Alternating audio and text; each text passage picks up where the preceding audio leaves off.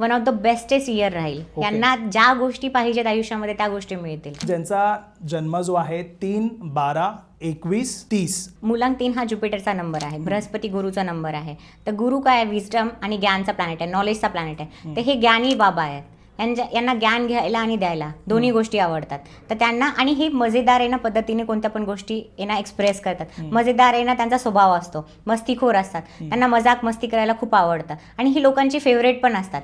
But काय होतात, तुम्ही मजाक करा बट मजाकचे पात्र बनवू नका. नाहीतर काय होतात ना, ते कधी कधी दुसऱ्यांसमोर ना स्वतःचा पण मजाक उडवायला चालू करतात. पण लोक त्यांना ग्रँटेड घेतात. हे करिअर वाईज त्याने ना चांगलं करतात. मी एक पॅटर्न नोटीस केलं आहे. मुलांक 3 वाले लोक, भाग्यांक 3 वाले लोक ना करिअर वाईज तर बेस्ट करतात.